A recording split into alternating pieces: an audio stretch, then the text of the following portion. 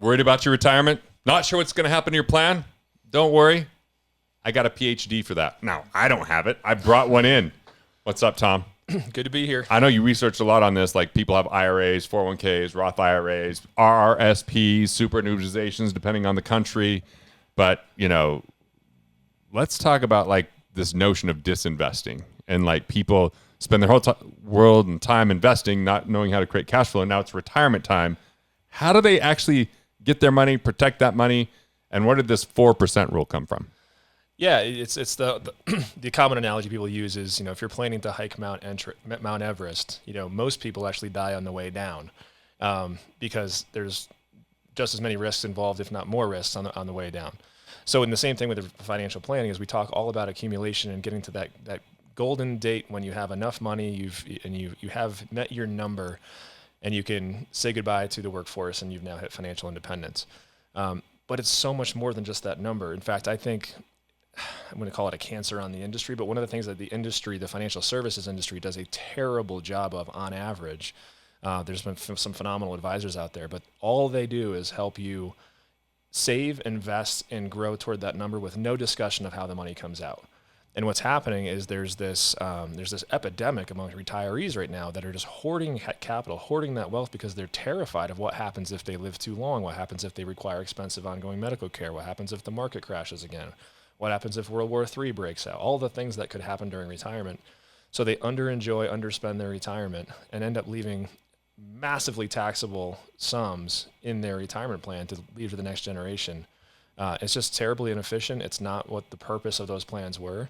So a lot of my research has gone into how do we give clients permission to spend? How do we allow them to, pull spending power early into their retirement when they're in their 60s and 70s and healthy and able to travel the world and play golf and take their grandkids on vacations and all the things that are expensive and you want to do when you're healthy and able to do it. Whereas the other approach is just hoarding capital and maybe giving yourself a pay raise in your 80s, praying that you're healthy enough to even use it at that point. It's just not good planning. So what's the solution, and what do you recommend for them, and what do you help people do? So the solution's hard. It's always a case-by-case basis. Everyone's different, but the traditional, mass affluent American financial portfolio is their primary residence and their 401k. And, there are a lot of people have other stuff mixed in, but those are usually the two biggest assets. So if you show up at retirement with a big, taxable, volatile portfolio, you're going to be scared. You're going to have trouble spending that. And that's what people don't realize is they look at these projections in these financial planning software packages and you just compound your savings at 8% forever and it just looks like you can't lose. But timing is everything. So where a lot of my studies began, I can't believe I'm quoting this from 30 years ago now, but 30 years ago in 1994 was the seminal research by William Benjamin, which created what was called the 4% rule. And all he did was, when rates were starting to get low enough where you couldn't just live off the interest anymore, people in the 80s could actually just buy CDs at the bank, live off the interest. 14%? Yeah. 12? Yeah, right. Just live off the interest and don't evade principal and you'll be fine forever. But once rates started getting lower and lower, that wasn't a viable option for most Good for people. Borrowers, bad for retirees. Exactly. Right. Exactly. So he did some research and said, okay, let's just hypothetically look at a stock bond portfolio going back 100 years. And hypothetically, let's say if you had retired on day one of 1926, for instance, is when his data set started, and then spent money for the next 30 years and inflated that income each year with actual inflation, what was the highest initial withdrawal rate you could have taken in that year such that the money would be spent the last dollar on the last day of 30 years down the road? So what was interesting about that was in 1926, I think it was 7%. 2 years later, it was 4.5%.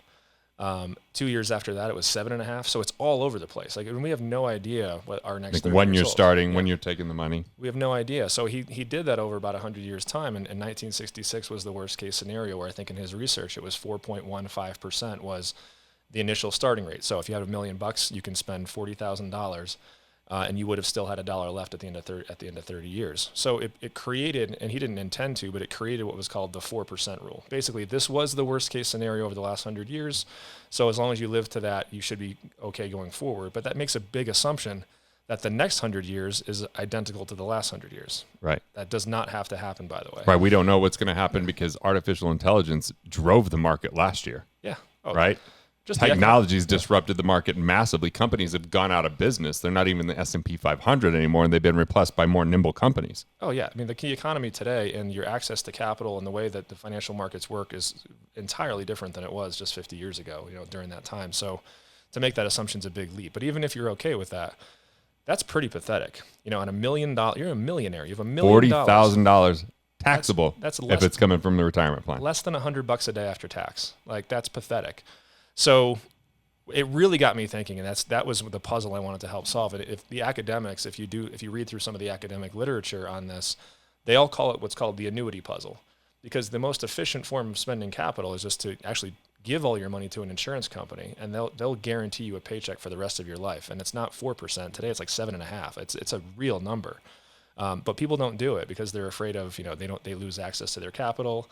They might not leave a legacy to the next generation, and they're just afraid to part with that and lock that in.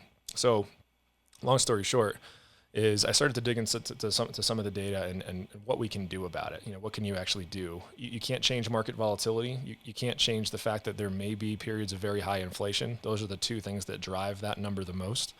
But you can build strategic assets into your portfolio so you don't have to sell low. Or you don't have to. Those down years, you're using it income smoothing, using it from another account. Exactly. Yeah, they call it a volatility buffer strategy. Most commonly, I like that. That's a good name for it. Yeah, there's a lot of different names for it, and it's not just in the insurance world. The investment world has used this